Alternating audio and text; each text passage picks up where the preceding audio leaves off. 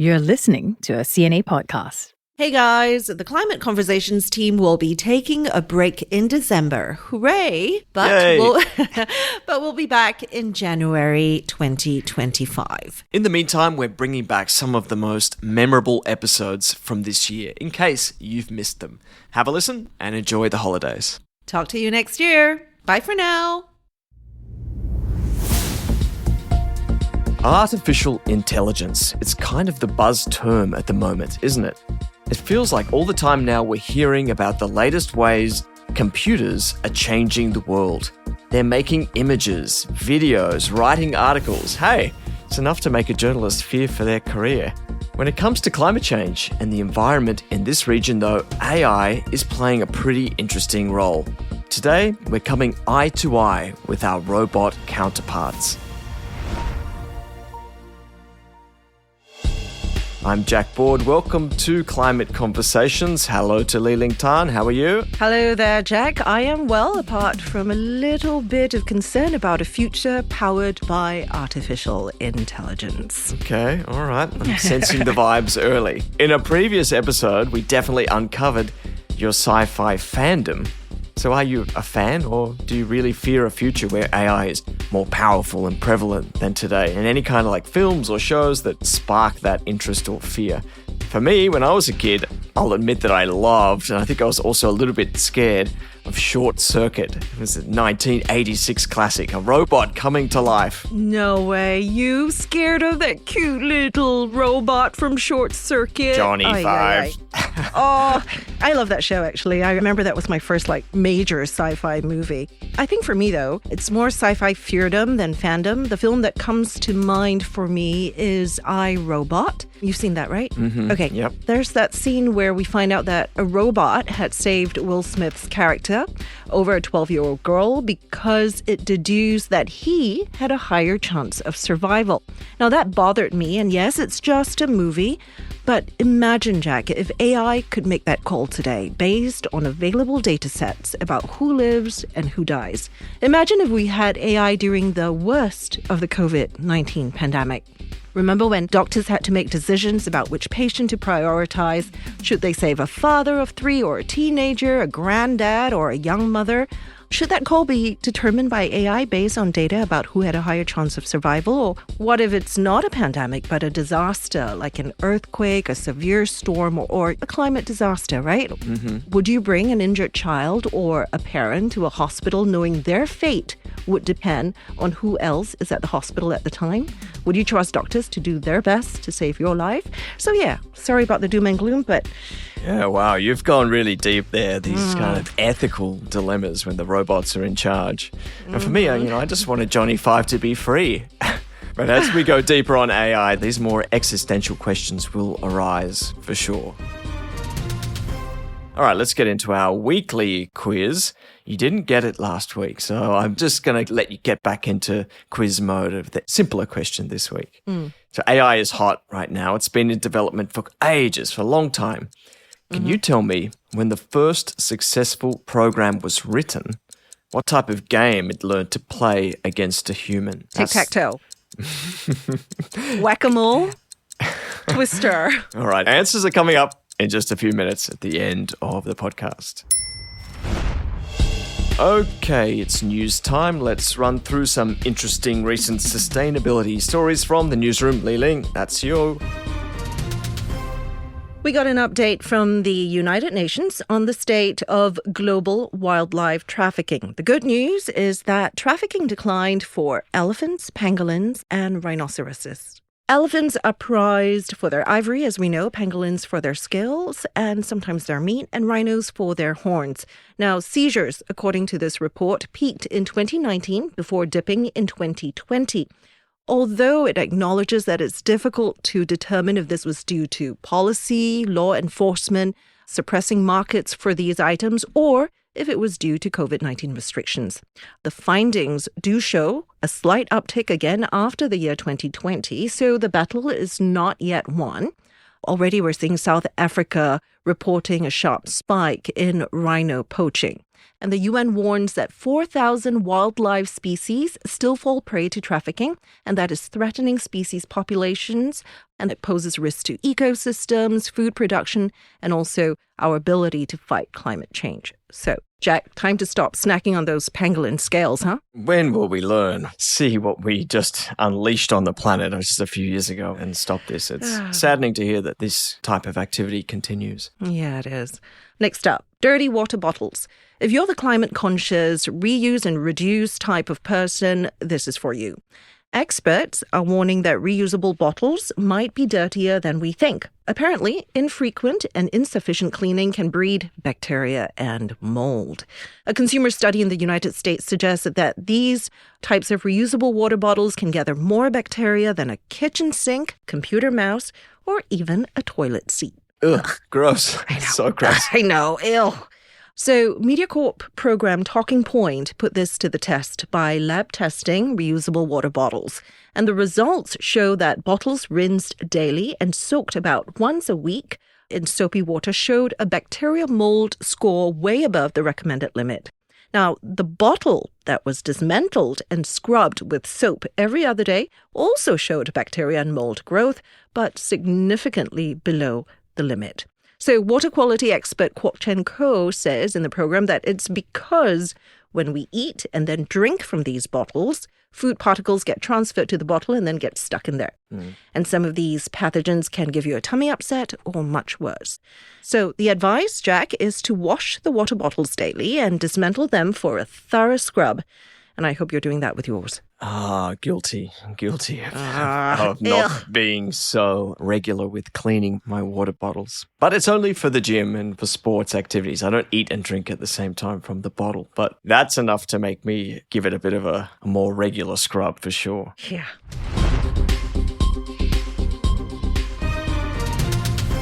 Okay, let's go to our main story this week. Imagine you have a really smart robot friend. This friend can learn things just like you do. It can see, hear, and understand things, kind of like magic. And when it learns, it can help with all sorts of stuff. Imagine our smart robot friend wants to help the Earth feel better. It can use its brain to figure out ways to stop things like pollution and make the air cleaner. Basically, AI helps by being super clever and figuring out ways to protect our planet, just like how you might try to help a friend feel better when they're sick. Now, this little introduction was actually written by ChatGPT. I asked it to explain AI and climate change as if I was 5 years old. It's kind of a interesting, nice explanation, I thought. Liling, you disagree? Yeah, it was. And when I heard you compare it to magic, something went off in my head like, this doesn't sound like something Jack would say. But otherwise, apart from that, it is very good.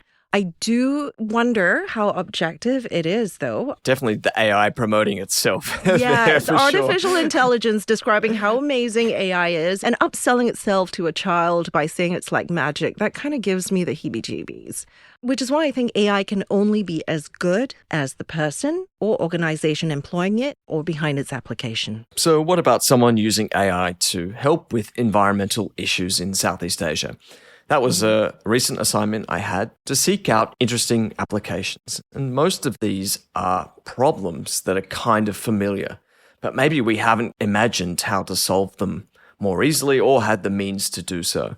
So let's start with something that we think about every single day. We talk about it, we look at it on our phones, we stare at it through the window. It's the weather. And what I learned is how outdated the weather forecasting we get on a daily basis is. Right. While a lot of improvements have been made over time, the tools are fundamentally similar, essentially using mathematics and current and historical weather conditions and patterns to predict the future. And it relies on expensive satellites controlled by just a few countries. In this region, historically, it's been Japan. And this means small or less wealthy nations typically get far less detailed and far less accurate, precise weather forecasts. So I'm reading from The Guardian that the best 5-day weather forecasts are now about 90% accurate, but 10-day forecasts are more like 50%. Anything beyond that becomes speculative. But AI has the potential to shake things up, right, Jack? Yeah, well, that's the promise. And experts are saying that AI heralds a new era in meteorology because of its ability to sift through what are immense data sets. Think decades of complicated weather patterns to work out what comes next. And this is the normal job of a meteorologist. And now machines are really complementing what they do. So enter a company called Atmo. They're a US-based company, and they've signed an agreement with the Philippines government and National Meteorological Agency, PAGASA, to provide AI-powered weather forecasts for the entire country. And basically, Atmo started from a baseline of what if you could give the Philippines better forecasts than America? And that means they're aiming to be way cheaper and faster, more accurate, and crucially, I think, much more detailed. And machine learning means the model keeps learning from itself. This is part of an interview I did with its CEO, Alex Levy. He's talking about why this technology can be useful and what it would mean for regular people. Predicting the weather better is one of the best things that we can do to make the challenges of climate change less painful than they otherwise would be. Bad events are bound to happen, but those bad events are compounded when they are surprises, when they come as a shock to the people that experience them. If you know that some adverse set of events are going to happen, and you know that with much greater detail and much greater accuracy, and you can really depend on that to a greater degree than you could in the past, that empowers you to take actions to protect yourself and to succeed and thrive in climate change. So the previous gold standard forecast would have treated this whole city as like 4 zones.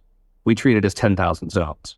So city like Manila or provinces, really any area in the Philippines, is going to suddenly see that their forecast is going to go up in detail by 10x to 100x. It's going to be like putting on glasses. And that's really important because, when it comes to things like inundation and rain and flooding, there are actually really significant differences. You'll have one part of a city flood and another won't, or even down to a city block level. So people start to get information at that granularity. That is going to be the first thing people notice because it's so visual, that they'll just see the detail. So for now, the Philippines project is the only one of its kind in Asia, but other countries in the region are already in various stages of using AI for their own weather forecasting. Singapore and Thailand are examples of those. And seeing that detail was really cool. And I imagined if we as citizens could see that in our regular weather forecasts, it would be really useful as well. Yeah, it sounds like this could be game-changing and life-changing. Accurate weather forecast means more accurate warning systems for extreme weather, for storms and heat waves and droughts. It can save lives and livelihoods.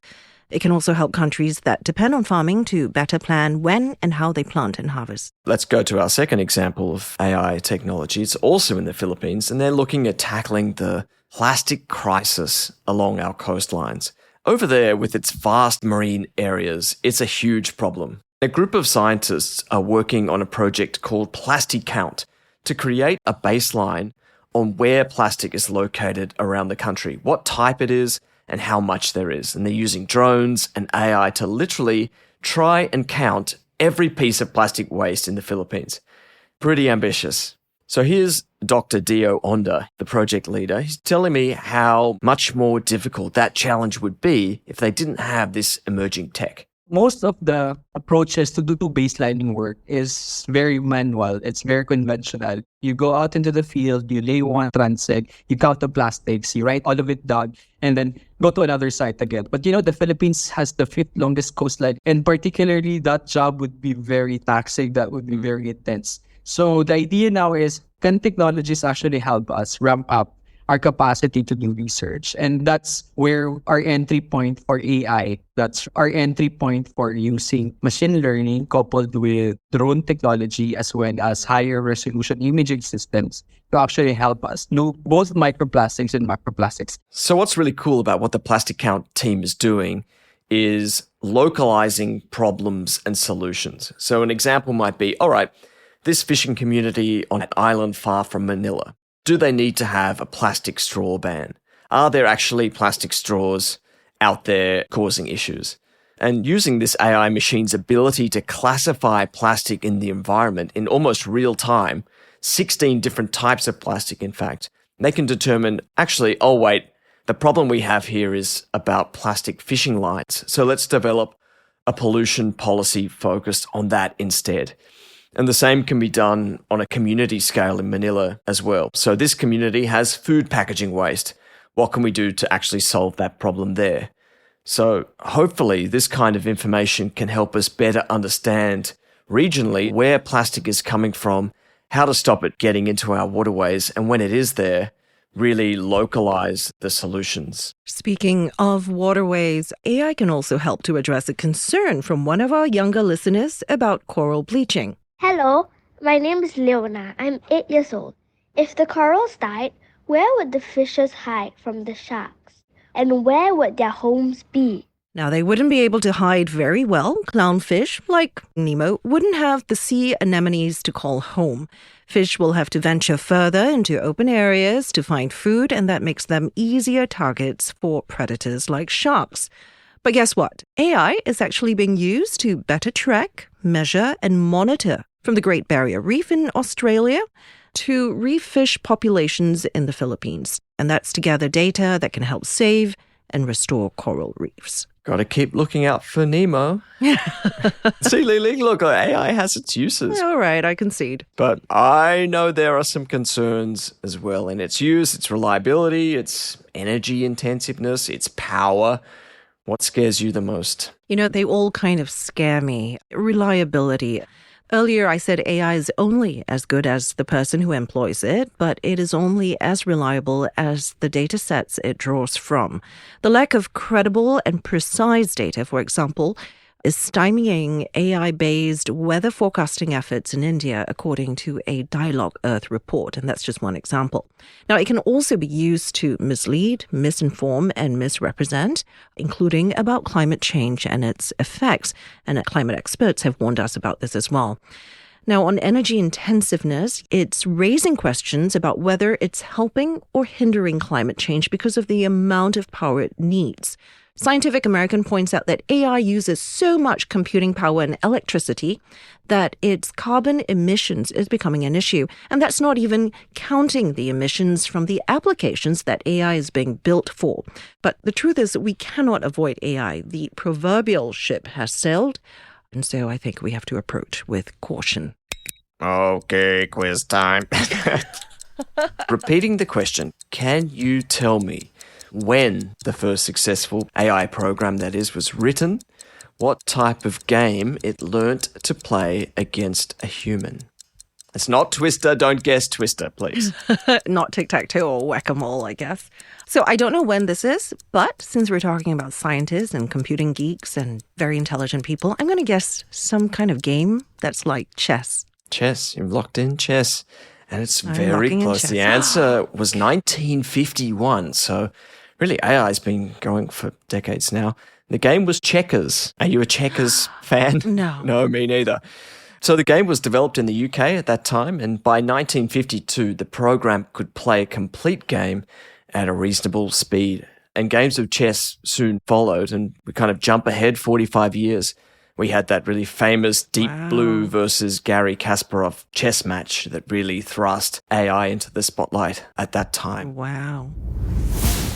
All right, that's it for Climate Conversations this week. Thanks to you guys for joining us, and thanks to you, Li Ling, as well. Thank you, Jack, and everyone listening in. You can subscribe or give us a star rating on the platform you're using. It would be lovely if you do.